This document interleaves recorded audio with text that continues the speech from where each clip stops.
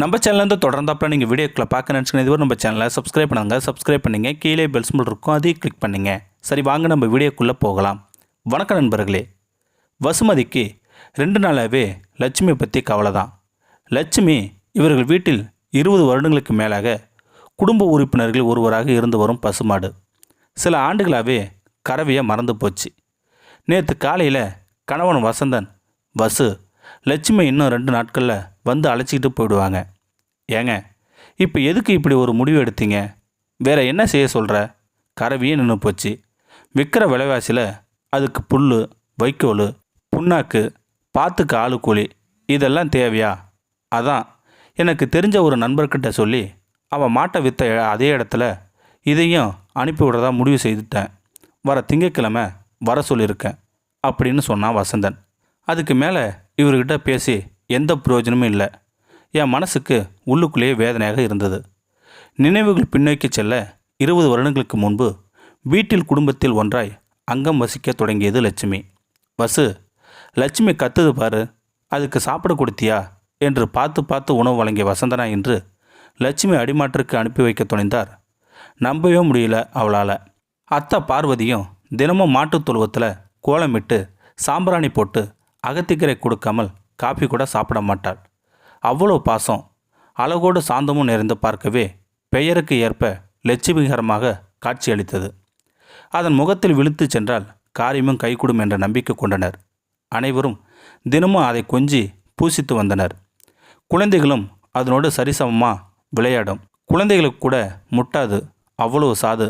தினமும் 6 படி பால் கறந்த லட்சுமி இவ்வளோ வருமானம் மகிழ்ச்சியும் ஈட்டி கொடுத்தது. இன்று இதையெல்லாம் மறந்து எப்படி இந்த மனுஷனால் சகஜமாக இருக்க முடிகிறது? லட்சுமியை தடவி கொடுத்தவாறே கண்ணீர் வடிக்க ஆரம்பித்தாள். அதுவும் முகத்தை ஆட்டி ஆட்டி ஏதோ சொல்வது போல தோன்றியது வசுவிற்கு. அம்மா வசு, அத்தையின் குரல் ஒலிக்க, வந்துட்டேன் த என்று குரல் கொடுத்தவாறே உள்ளே சென்றாள். சாப்பிட்டிய வசு? பார்வதி வசுவிற்கு மாமியாராக என்றுமே இருந்ததில்லை. பெற்ற தாயை போன்ற அன்பை பொழிவாள். இல்லைத்த, பிடிக்கல. ஏம்மா, ஒத்தால இந்த குடும்பத்தை கவனிக்கிற, நீ நேரத்திற்கு சாப்பிட வேணாமா? உடம்பு எனத்துக்கு ஆகிறது? இந்த கடவுளை என்ன தான் இப்படி முடமாக்கி நடமாட விடாமல் வச்சுருக்கான். நீ தான் உன்னை கவனிக்கணும். விழிகள் நீர் கோர்த்து கொள்ள பார்வதி மருமகளை கடிந்தாள். மனசே சரியில்லத்த. என்னாச்சு வசு? நான் ஒருத்தி 2 வருடமாக உங்கள் யாருக்கும் பிரயோஜனம் இல்லாமல் போயிட்டேன்ல. ஏன்த்த அப்படி சொல்கிறீங்க? நாங்கள் எப்போ வச்சோம் உங்ககிட்ட அப்படி நடந்திருக்கம்மா?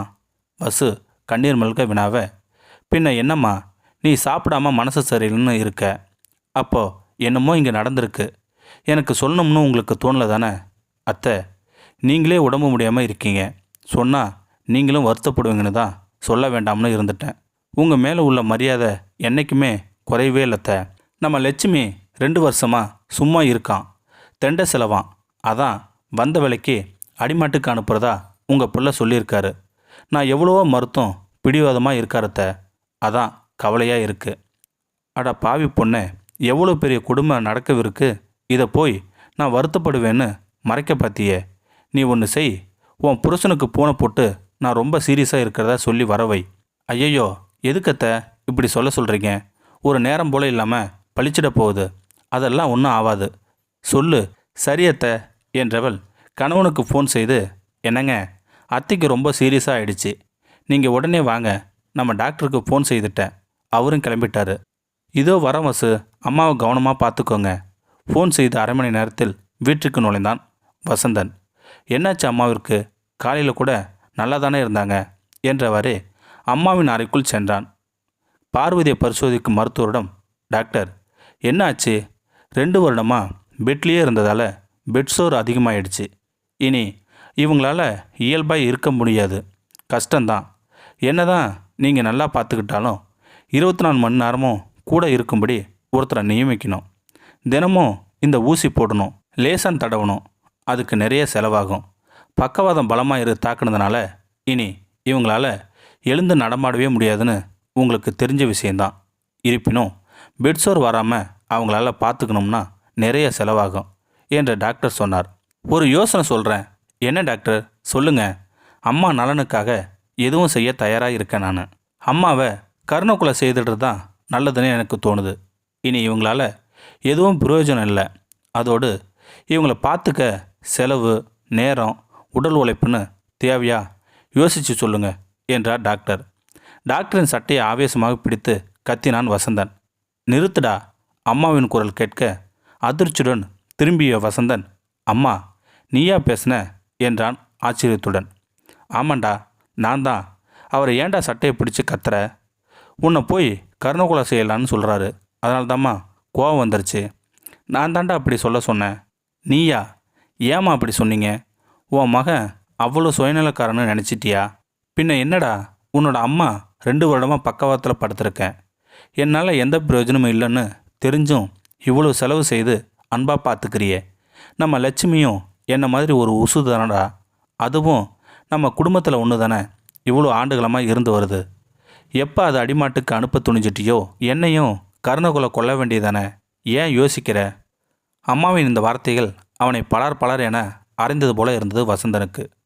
என்னை மன்னிச்சிக்கம்மா, ஏதோ அவசரப்பட்டு புத்தி இழந்துட்டேன்.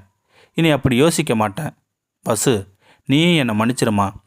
தன் நண்பனை அழைச்சி லட்சுமி விற்க போதில்லைன்னு கர்ரராக சொல்லிடுறேன். மாட்டு வியாபாரிகிட்டையும் கண்டிப்பாக சொல்லிடுறேம்மா. என்னை மன்னிச்சிக்கம்மா.